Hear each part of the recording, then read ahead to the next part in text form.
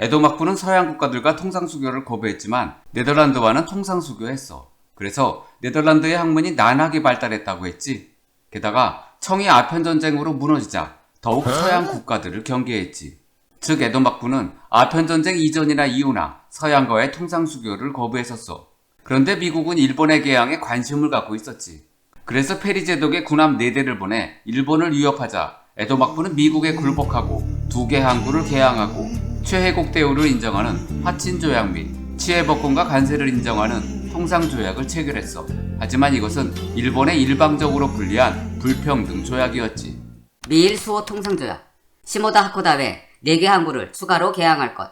일본에 수출입하는 모든 상품은 관세를 낼 것. 미국인이 일본인에게 죄를 지을 경우 미국 영사재판소에서 조사해 미국 법에 따라 처벌받을 것. 미국과의 불평등 조약 체결 후 외국 상품이 막 들어오고 물가 상승으로 일본은 위기에 처했어. 그러자 에도 막부와 개항에 불만을 가진 무사들은 막부의 외교 정책을 비판하며 존왕양이 운동을 일으키지. 존왕양이란 존왕, 즉 왕을 높이고 양이, 즉 서양 오랑캐를 배척하자는 거야. 결국 에도 막부는 무너지고 메이지 정부가 수립되지. 막부는 쇼군이 권력을 갖고 있고 왕은 상징적인 존재에 불과한 정치체제지. 에도 막부가 무너지면서 메이지 천황이 다시 권력을 갖게 돼. 메이지 유신 때부터는 왕을 왕보다 높은 천황이라 불렀어. 지금도 일본엔 천황이 있지.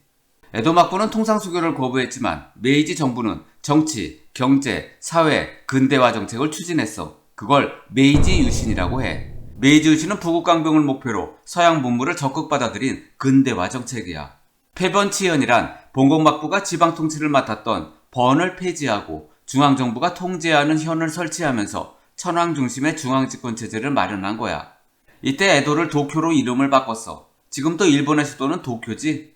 또 근대적 산업을 육성하고 철도도 부설하고 군사력을 강화하기 위해 징병제를 실시했으며 사회적으로는 신분차별을 폐지했고 서양식 교육제도를 실시했어. 그리고 유학생과 이와쿠라 사절단을 외국에 파견하지.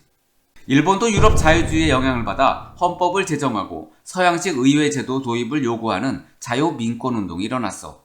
자유민권운동은 천황을 중심으로 하는 메이지 정부의 반대 입장이었지. 그래서 메이지 정부는 자유민권운동을 탄압했어. 하지만 메이지 정부는 시대의 흐름을 거부할 수 없어 결국 의회를 설치하고 입헌군주제를 규정한 일본 제국헌법을 제정했지. 그런데 실제적으로는 천황이 정치 군사적으로 절대 권력을 행사하는 천황 중심 국가였어. 즉 천황제 국가를 세웠던 거야. 일본 제국헌법 제1조 대일본 제국은 천황이 통치한다. 제4조 천황은 국가 원수로서 통치권을 총괄하고 헌법의 조항에 따라 일을 행한다. 제5조 천황은 제국의회의 동의를 얻어 입법권을 행사한다.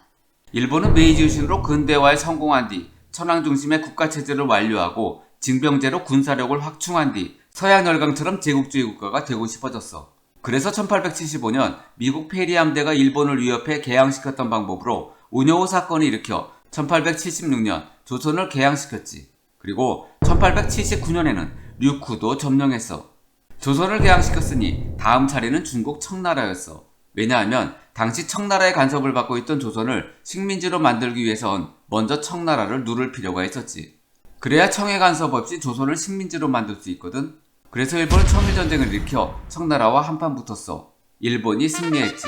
지난 시간에 청나라가 양모운동을 벌였지만 청일전쟁 패배로 양모운동을 결국 실패했다고 배웠지.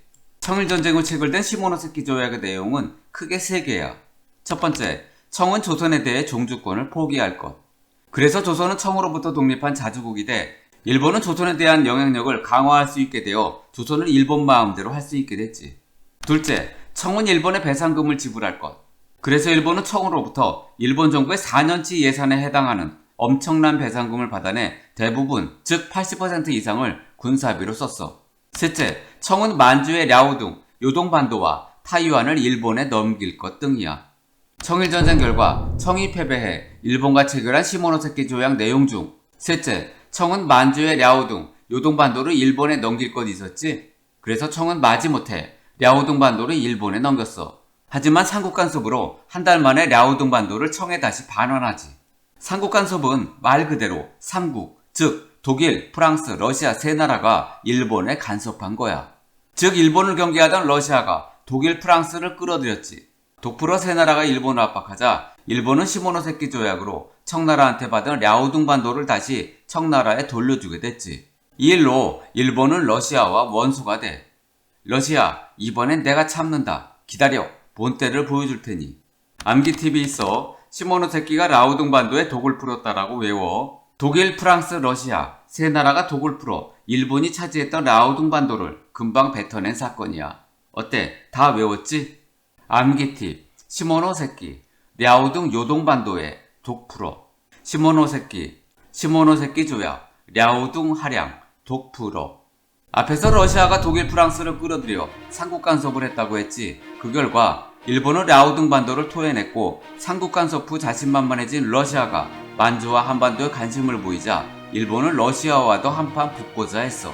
이미 청일전쟁에서 일본이 승리했기 때문에 러시아만 이기면 아시아에선 일본이 최강이 돼 우리나라, 즉 대한제국을 쉽게 차지할 수 있겠다고 판단했던 거지. 하지만 러시아는 청나라보다 훨씬 셌어. 일본은 러시아와 사이가 나빴던 영국과 동맹, 즉 영일동맹을 맺고 러시아를 선제 공격하면서 마침내 러시아와 러일 전쟁을 시작해. 이때 전세계 도박사들이 러시아가 이길지 일본이 이길지를 내기한 것이 아니라 러시아가 얼마 만에 승리할지를 두고 내기했다고 하니 당연히 러시아가 승리할 걸로 예상하고 있었대. 그도 그럴 것이 당시 러시아 육군은 100만으로 일본 육군 20만의 5배였으며 러시아 해군은 세계 최강의 발틱 함대를 보유하고 있었어. 일본 해군보다 30% 이상 강력했지. 그런데 러시아가 이길 것이란 예상을 깨고 러일 전쟁에서 일본이 승리해. 그리고 포츠모스 조약을 체결해 일본은 만주와 한반도에 대한 이권을 차지하지. 믿었던 청나라와 러시아가 일본에 패배하자 조선은 의지할 데가 없어졌어. 이제 일본은 어떤 나라의 눈치도 보지 않고 만주를 점령하고 대한제국을 식민지로 삼을 수 있게 됐지. 사건 순서 시험에 잘 나와. 일본의 개항, 메이지 유신, 청일 전쟁, 삼국 간섭, 러일 전쟁이야. 꼭 기억해.